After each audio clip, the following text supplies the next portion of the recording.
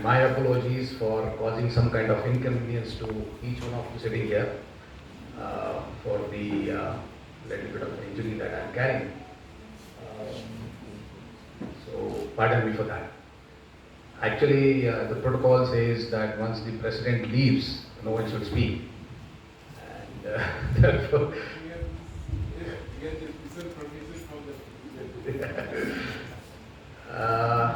yes, President in absentia, Honorable Vice Chancellor Professor N. Lokendra Singh, Chief Guest for today's function, Professor D.P. Goel, Director IIM Shillong, keynote speaker who forcefully made his point, Professor Srinivas Iyengar, Director JBIMS,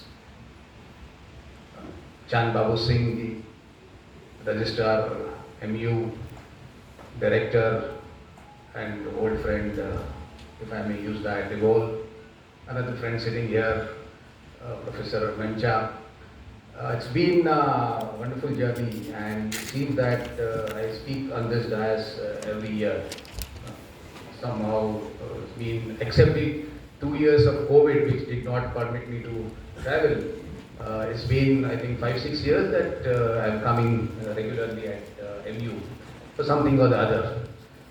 So it's good to see the transition which the Honorable Vice Chancellor mentioned about from what it used to be to what it is today. And I think this is the change, the transformation that we are seeing in the entire region. And therefore, I truly compliment both the institutions, IIM Shillong and Manipur University, for entering into this MOU to see that we go to the next level.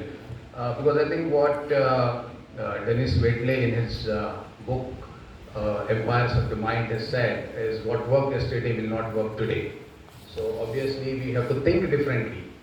And I mean, what these COVID times and these some of these learned authors have taught us is seniority is not going to work, creativity is going to work. And that creativity can be at any stage in your life. It does not have to be at that young age. I think there's somewhere we're trying to say, or we rather think that startup means it has to be at the young age. Yes, today India can boast of saying that we are the world's youngest startup ecosystem, because 72% of our startups are started by the people who are below the age of 35.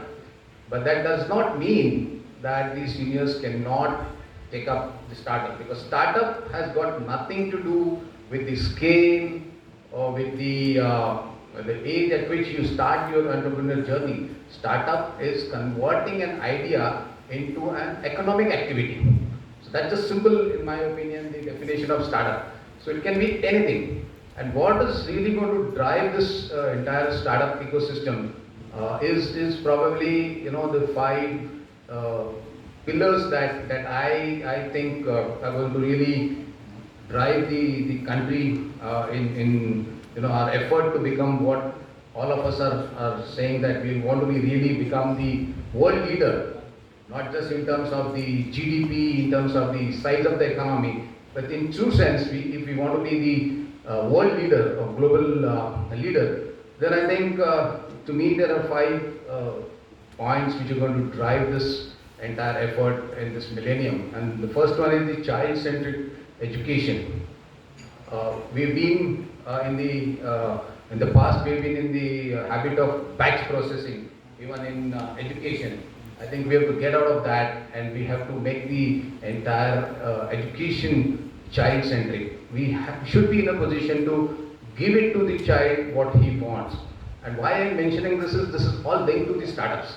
Because if you see some of these startups, you would wonder, something like this can also happen.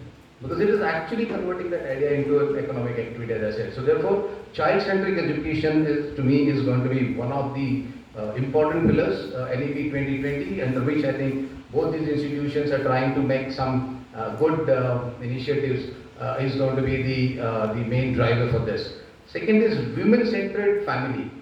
I don't have to say why, how this will happen in, especially in Manipur, because this is the society which has demonstrated what kind of empowerment that women can bring to the society.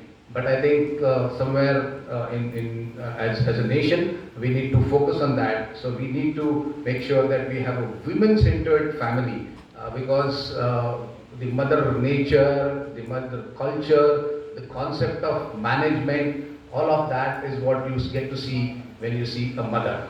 So women-centered family is the second one. The third one is a human-centered development. Our development has been, somehow driven by brick and mortar infrastructure, huge capitals going into mega projects and things like that. Of course, they are required, because if you're talking about creating the communication corridors to transportation corridors to economic corridors, I think infrastructure is required, no doubt. But somewhere we need to also make sure that the human is not lost when we are talking about development, and therefore the development agenda has to be locally driven rather than a batch process again, or some kind of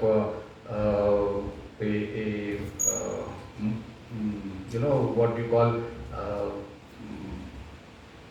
the system where you have the line production and everybody then gets the same thing. So that is the third one.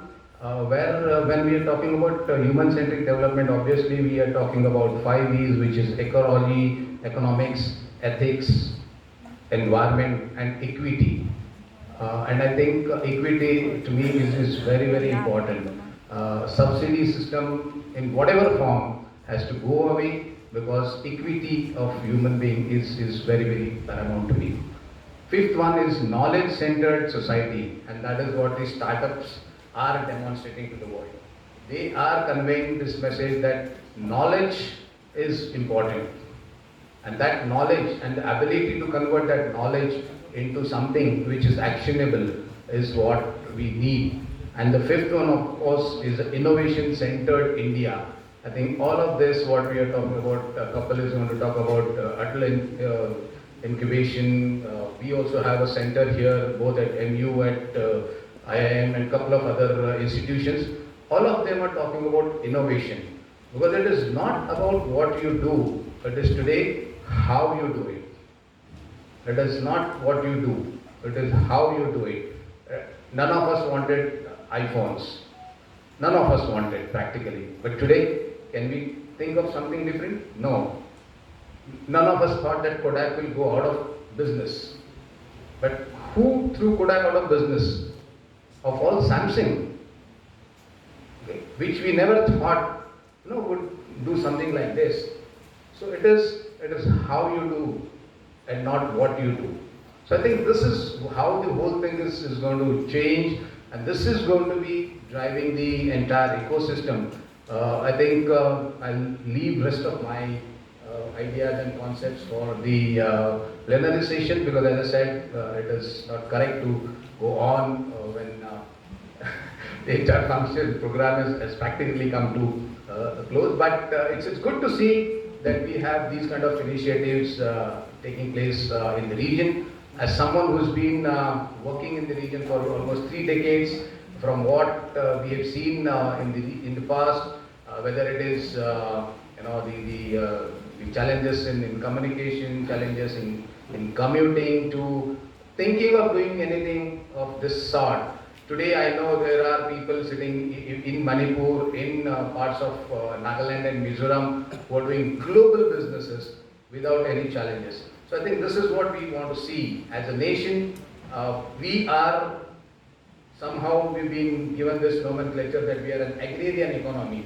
I never believed that we are an agrarian economy. We have always been traders, and driven by that thought process. Agriculture was one of the activities that we picked up because we wanted to feed our population. But we never had the economic agenda, which was only and only based on agriculture. We were traders all these years. I know there are 22 trade points from the northeast region into the Far East and in the Southeast Asia region. So what does this indicate? It indicates that we always came up with new ideas, new concepts which we took to the world. I think this is what this one-day national seminar on startups and entrepreneurship ecosystem is going to try and achieve. Take us back to that our fundamental concept and idea of becoming the global leader. I thank all the organizers for giving me an opportunity to speak even at this session while I am supposed to be talking a little bit in the plenary session. Thank you and Jai Hind.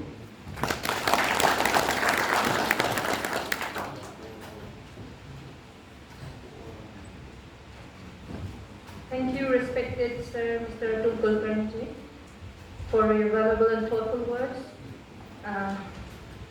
Before we conclude the function, I would like to request Dr. Sriram Suresh Kumar Singh to kindly propose the vote of thanks